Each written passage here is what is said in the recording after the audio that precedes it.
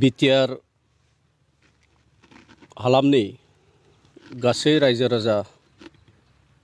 बिथांमोननिसिम गोदान बोसोर आरो मागो दमासिनि गोसो गोथारै हामग्लायनाय थाग्रोबाय। मिडियानि गेजेरजों बे फुंबिलि समाव बेखौनो बुंनो हास्थायोदि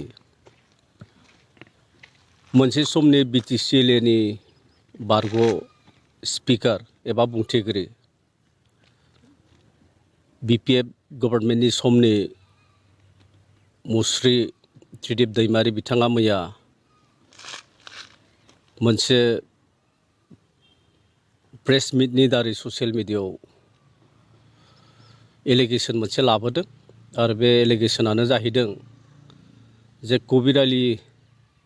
ओनसोलाव थानाय जि गेस्ट हाउस आरो बे गेस्ट हाउसखौ बिथांनि समाव लाबोनाय जादोंमोन आरो मावफुंनाय जादों होननानै बुंदों आरो बेखौनो हरिसिङा समस्ति थामहिनबा आथिखालनि एमसिएलए थामहिनबा आङो सन्जय स्वर्गियारि बे जि कबिराली गेस्ट हाउस आरो बे गेस्ट हाउसखौ डिआरएसए कमिटिनि जि स्पट भेरिफिकेसन टुर फैनानै बन्द खालामदों होननानै बेबायदि अभियोग लाबोदों। दा बेखौनो नोंथांमोननि खाथियाव क्लारिफिकेसन थामहिनबा रायजो राजानि खाथियाव क्लारिफिकेसन होनो गोसो जादों। जोङो डिआरएसए कमिटि डिपार्टमेन्ट रिलेटेड स्टेन्डिं कमिटि अन पाब्लिक वर्क्स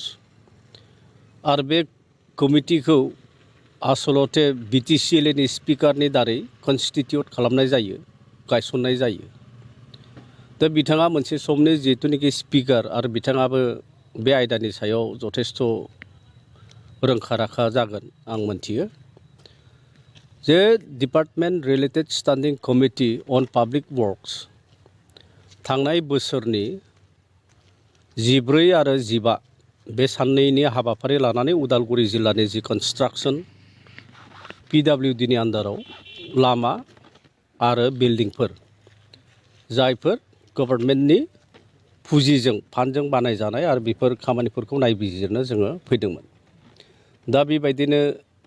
उदालगुरि जिल्लायाव लामाबो नायदों जोङो, कनस्ट्राक्सन अफ बिल्डिंबो नायदों। दा फैयै फैयै कबिरालीनि जि गेस्ट हाउस आरो बे गेस्ट हाउसखौबो जोङो नायफैदों आरो जेब्ला नायफैयो बहाय नुनो मोनबाय जे कबिराली गेस्ट हाउसनि जितुनिखि कनस्ट्राक्सन आरो बे कनस्ट्राक्सना कमप्लिट जाबाय आरो जुदि कमप्लिट जाबायब्ला बेखौ मोनसे अफिसियेलि इन'ग्रेसन खालामनो नांगौ। मानो होनना बुङोब्ला बे कमप्लिट जाबाय आरो बेखौ अफिसियेलि इन'ग्रेसन खालामाब्लानो बे ओनसोलनि माखासे दुथां सेंग्राफ्रा इलिगेलि बे बिल्डिंखौ बाहायगासिनो दङमोन।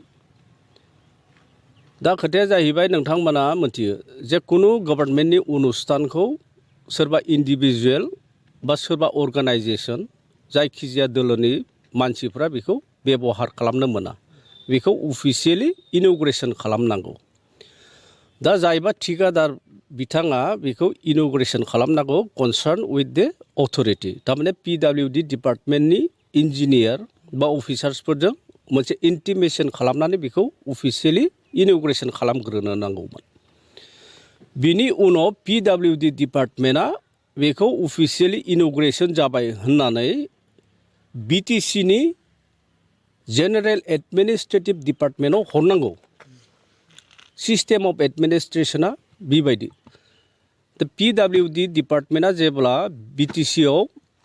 जेनेरेल एडमिनिस्ट्रेटिभ डिपार्टमेन्टआव जेब्ला हरगोन अब्ला जेनेरेल एडमिनिस्ट्रेटिभ डिपार्टमेन्टआ अब्ला नैबे गेस्ट हाउसखौ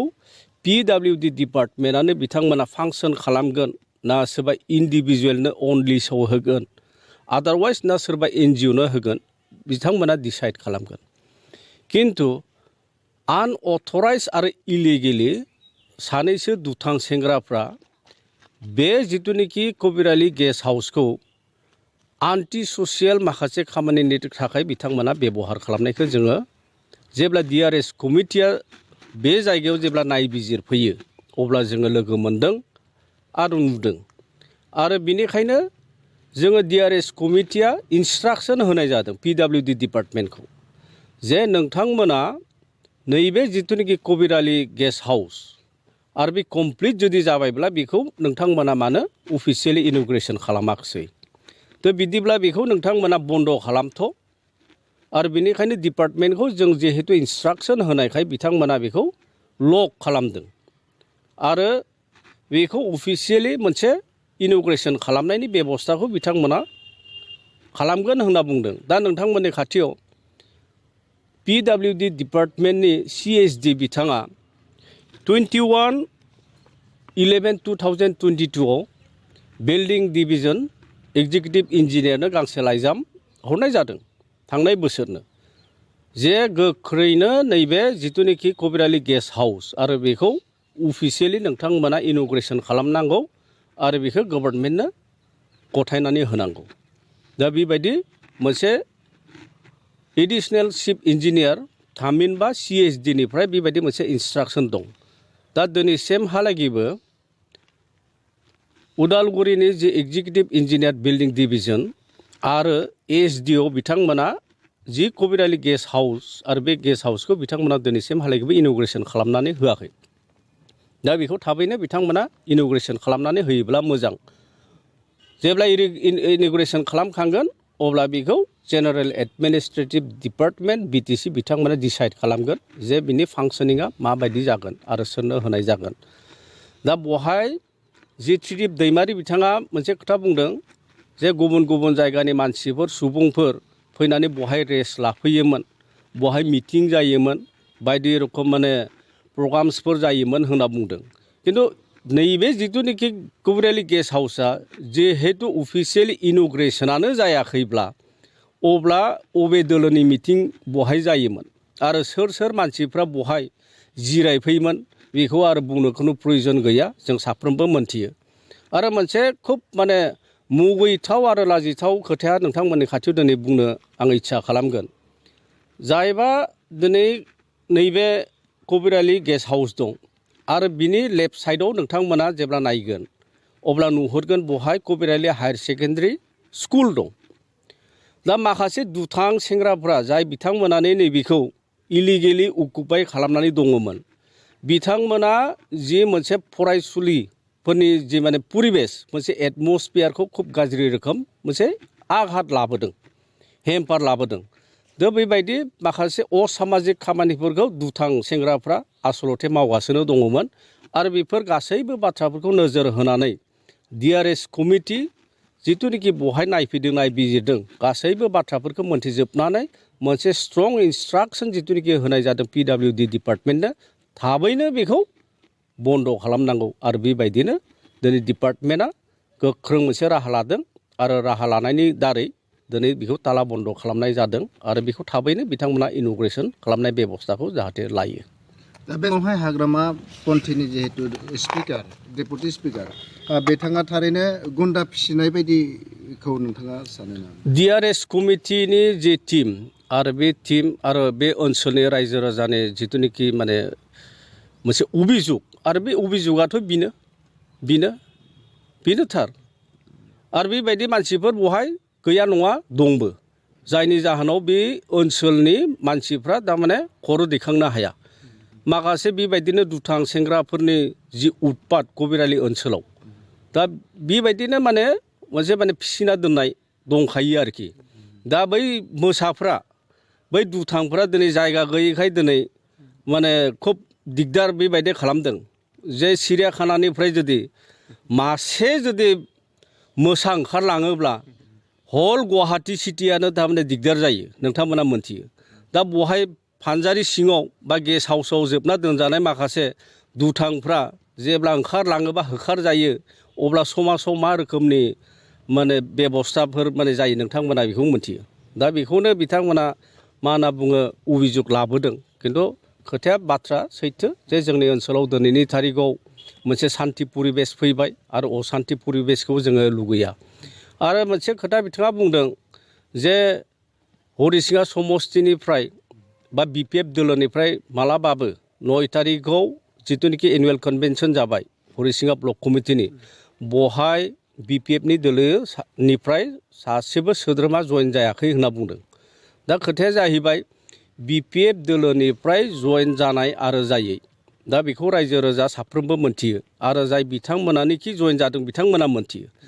दा जोंनि उदालगुरि ओनसोलाव दिनै BPFनिफ्राय UPPLआव अनेक जयेन जागासिनो। क'क्राझार जिल्लायाव BPFनिफ्राय BJP अनेक जयेन जागासिनो।